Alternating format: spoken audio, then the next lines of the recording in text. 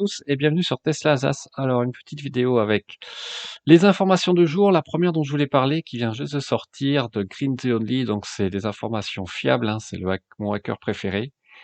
Apparemment, vous savez, il y avait ces problèmes de chauffage sur les modèles 3 ou Y avec les pompes à chaleur.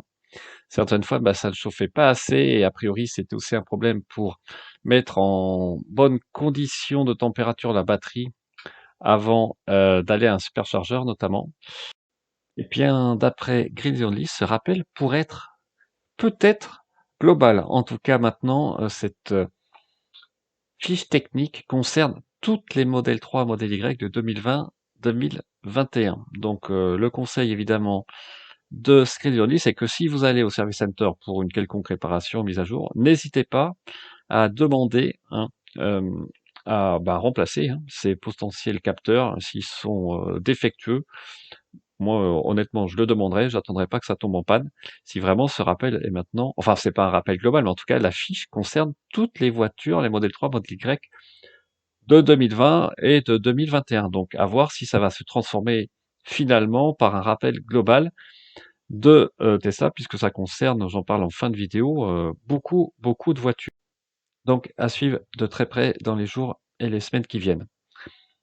Alors, ce que je vais montrer encore une fois, c'est, je l'ai mis sur ma page Facebook, c'est un accident là avec l'autopilote enclenché, probablement aux États-Unis à 70 miles par heure. Vous avez une voiture qui se rabat sur votre ligne et on voit que la voiture, en fait, probablement le conducteur désactive ou freine beaucoup trop tard. Et il y a le freinage d'urgence aussi qui se fait d'après Greenonly très très tard. Donc, on voit que là, la voiture n'anticipe pas du tout le changement de ligne du van en autopilote complet avec maintien dans la voie. Alors c'est un ancien firmware, peut-être que ça aurait été mieux avec un nouveau firmware, mais il y a un tel décalage de vitesse entre les deux voitures que malheureusement, voilà, l'accident est inévitable.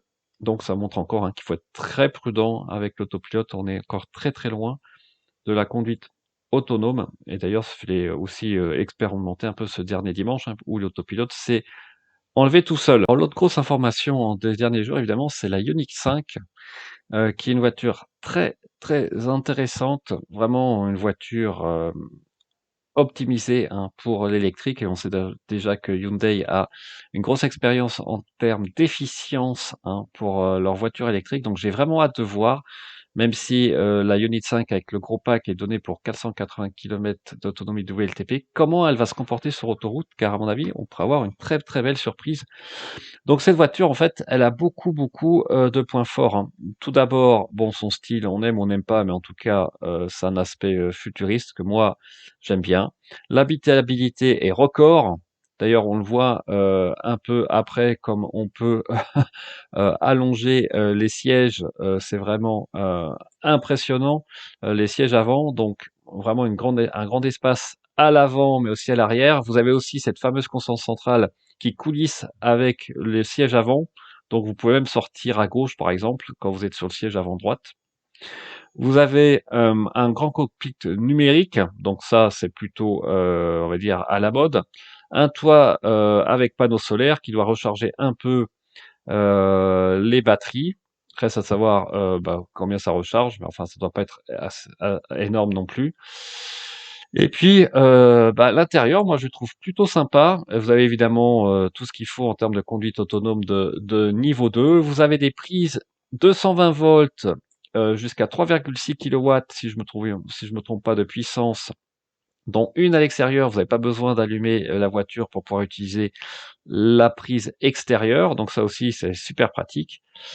Vous pouvez bénéficier du réseau de recharge Unity probablement avec un abonnement, donc des tarifs préférentiels. Et puis vous avez aussi cette batterie 800 volts qui permet de recharger très très vite.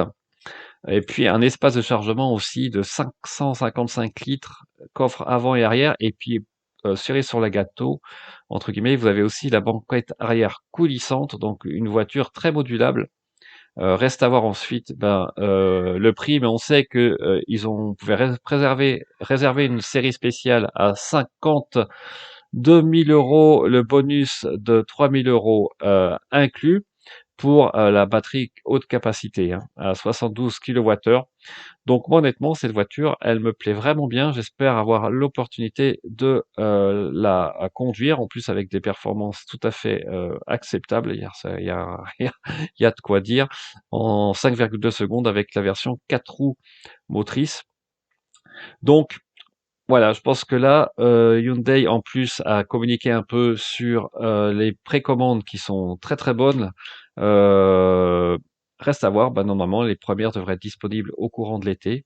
Donc, et puis le pack, hein, n'est pas un pack LG Chem sur lesquels, vous savez, ils vont devoir faire un rappel sur les Kona, hein.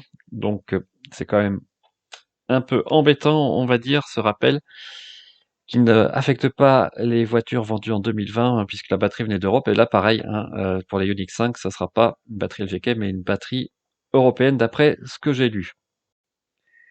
Et puis, la grosse info aussi du jour, c'est que d'après Automobile Propre, eh ben, Tesla va bientôt lancer son abonnement autopilote. Donc concrètement, on ne sera pas obligé d'acheter le FSD en entier ou le AP à 3 800 €. Donc le tarif, hein, c'est la clé du problème.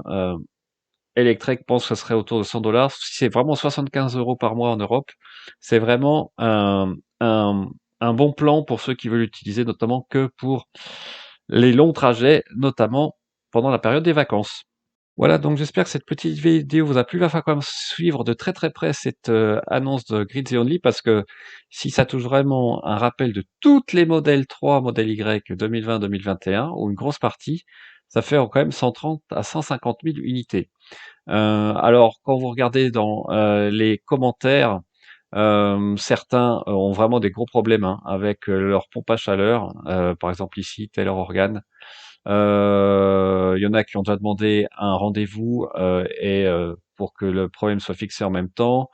Il y en a qui ont des réponses de Tesla qui disent que ça ne concerne pas leur voiture. Donc, à voir. Peut-être que c'était avant que euh, notre ami Greens et Only trouve ce document, hein, de Tesla. Donc, à suivre de très très près, hein, si cette information est confirmée par les grands médias, euh, notamment du web, dans les jours ou la semaine qui vient. Sur ce, je vous souhaite une très bonne soirée et on se dit à très bientôt sur Tesla Alsace. Au revoir.